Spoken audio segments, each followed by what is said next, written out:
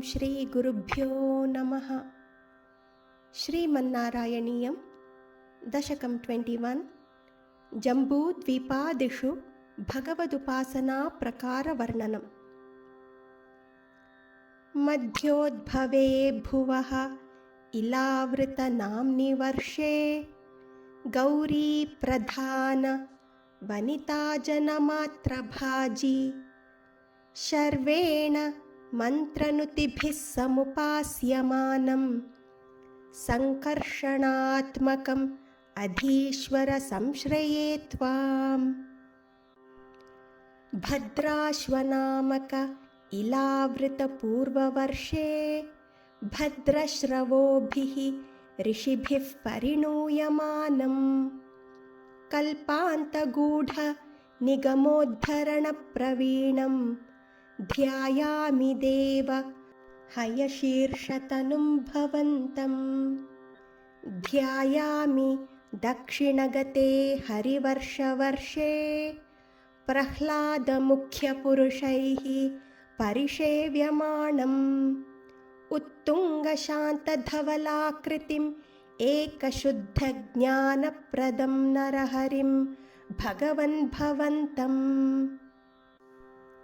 वर्षे प्रतीचि ललितात्मनि केतुमाले लीलाविशेष ललितस्मितशोभनाङ्गं लक्ष्म्या प्रजापतिसुतैश्च निषेव्यमाणं तस्याः प्रियाय धृतकामतनुं भजे त्वाम्।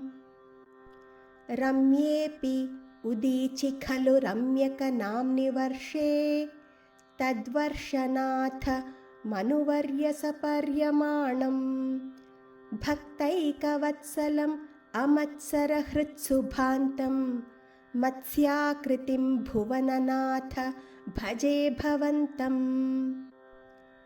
वर्षं हिरण्मयसमाह्वयम् औत्तराहम् आसीनम् अद्रिधृतिकर्मठकामठाङ्गम् संसेवते पितृगणप्रवरोर्यमायं तं त्वां भजामि भगवन् परचिन्मयात्मन्।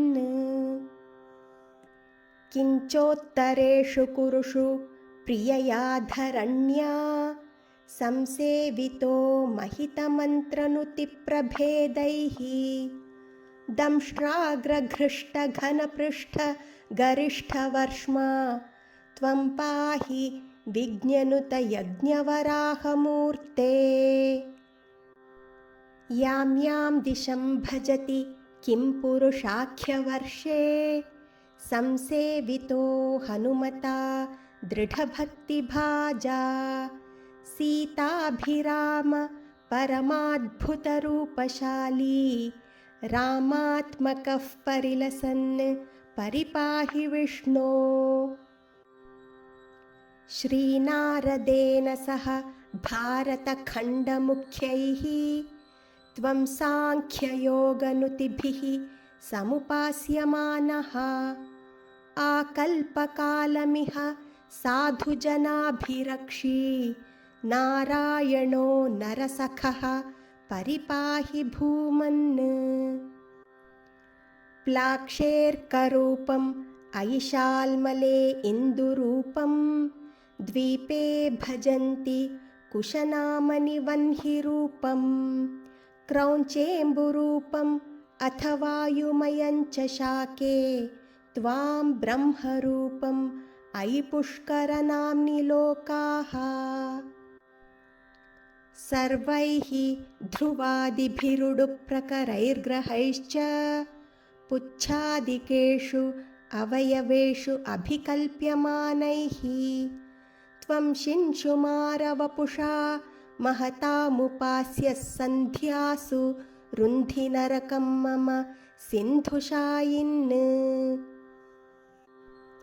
पातालमूलभुवि शेषतनुं भवन्तं लोलैककुण्डलविराजि सहस्रशीर्षं नीलाम्बरं धृतहलं भुजगाङ्गनाभिर्जुष्टं भजे हरगदान् गुरुगेहनाथ। श्रीहरये नमः। गोपिका जीवनस्मरणं गोविन्दा गोविन्दा। ॐ तत्सत् सर्वं श्रीकृष्णार्पणमस्तु।